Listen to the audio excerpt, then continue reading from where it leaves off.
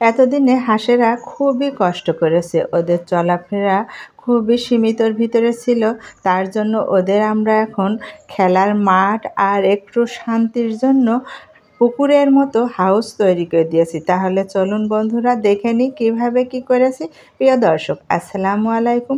আশা করি যে যেখান থেকে আমার এই ভিডিওটি দেখছেন সবাই ভালো আছেন ও সুস্থ আছেন।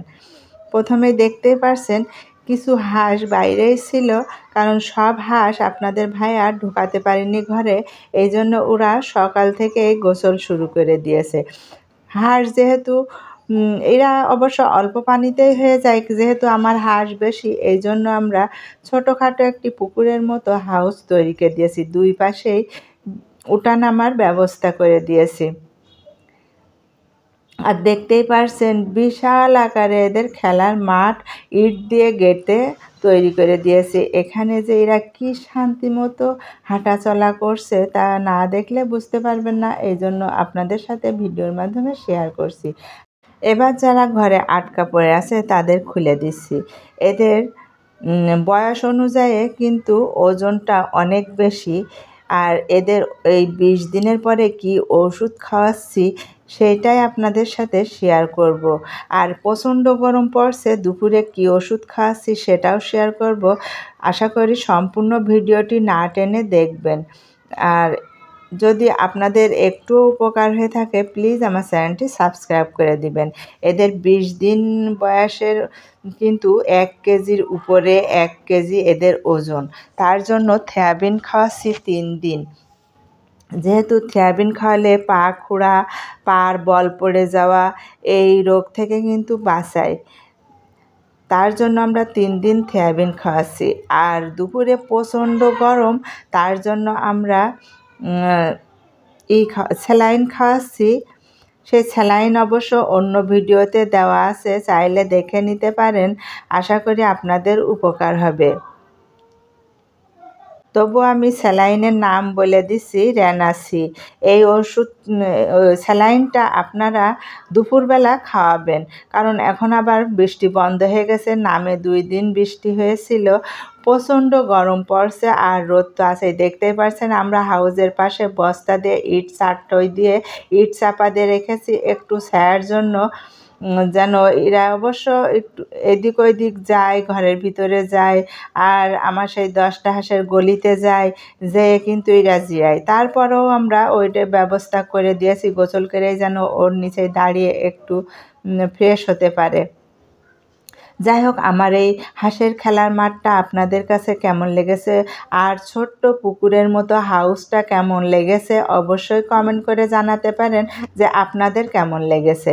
আমাদের কাছে কিন্তু এইগুলো দাঁড়িয়ে দেখতে খুবই ভালো লাগে। আপনাদের সাথে আমার এই ভিডিও শেয়ার করতে পারে কিন্তু আমারও ভালো লাগে। আর দেখতে দেখতে ছোট থেকে বড় হয়ে যাওয়া হাঁসগুলো কিন্তু আর 7 থেকে 8 পিস আছে, মাত্র 8 পিস কি 9 পিস আছে। যাই হোক, আমার মনে হয় 8 পিসই আছে, সকালবেলা গুনেছি 8 পিসই। 8 পিসই আছে। আর ওদের প্রথম এদের ভিতরে ছেড়ে দেওয়াতে এরা খুব ভয় পেত। এখন দেখেন একদম মিলেমিশে একাকার হয়ে আছে, কোনো সমস্যা নেই। আর এই যে আমার এই হাঁসগুলো এত সুন্দরভাবে গোসল করছে সেই ভিডিওটিও আপনাদের দেখাবো। আর সাঁতার কাটছে, পাখনা মেলে হাঁটছে, প্রচুর সময় ধরে গোসল করছে। এটা যেন একদম সেই পুকুর পেয়ে গেছে। আসলে খুবই ভালো, একদম পুকুরের মতোই। ছাদে আরও একটি জিনিস করেছি, আপনাদের সাথে শেয়ার করব। সেই ভিডিও লাস্টে শেয়ার করব, সেই পর্যন্ত আমার এই ভিডিওর সাথেই থাকবেন।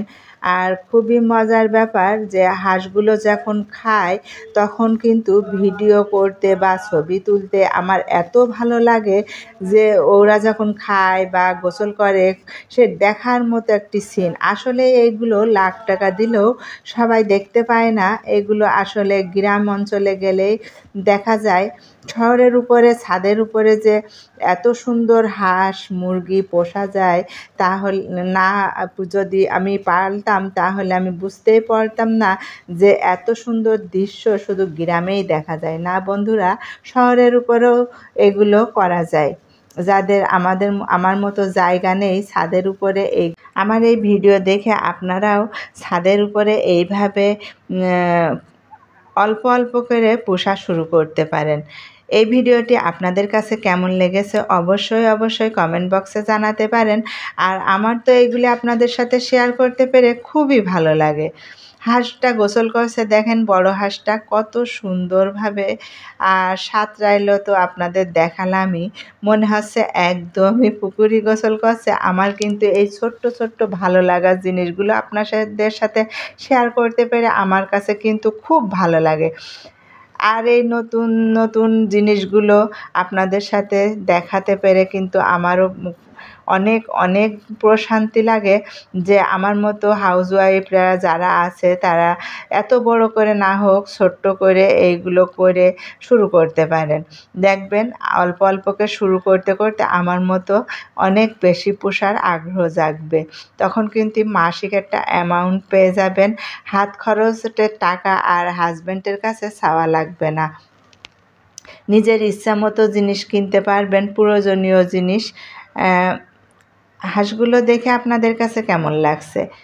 আমার কাছে তো খুবই ভালো লাগে। আপনাদের সাথেও শেয়ার করতে পেরে দেখুন হাঁসগুলো কিভাবে গোসল করছে, ওরা যেন ওঠার নামগন্ধই নেই, কিন্তু একদল গোসল করে উঠে গেছে আর একদল গোসল করতে নেমেছে, আরও কিন্তু এরা উঠে যাচ্ছে আর খেলা দেখাচ্ছে কিভাবে, দেখতেই পারছেন।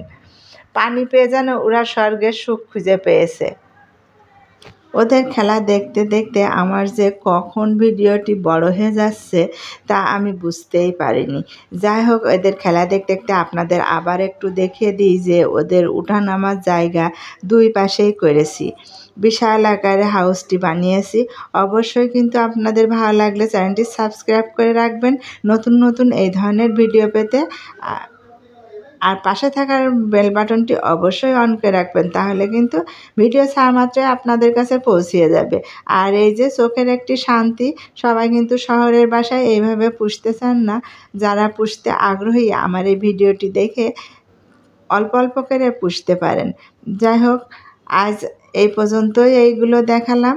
এবার আপনাদের নতুন একটি ছাদে জায়গা করেছি, কিসের জায়গা করেছি সেটা আপনাদের সাথে শেয়ার করব। আশা করি সম্পূর্ণ ভিডিওটি না টেনে দেখতে থাকুন। আমার এই হাঁসের খেলাগুলো দেখতে আপনাদের কাছে কেমন লাগছে? এইগুলো দেখতে কিন্তু আমার আজ ভিডিওটি বড় হয়ে গেল। আর আমার এই গাছগুলো তো দেখেছেনই কতটা সুন্দর। এখান থেকে আশা করি সরাবো, এখনও সরানো হয়নি। পুরো খেলার মাঠটি আপনাদের দেখালাম। আর এই যে আমার ছোট্ট ভালো লাগার ঘরটি, হাঁস মুরগি পালা ঘরটি। যাই হোক, আমার এই প্রথম ঘরটি মুরগির জন্য করেছিলাম।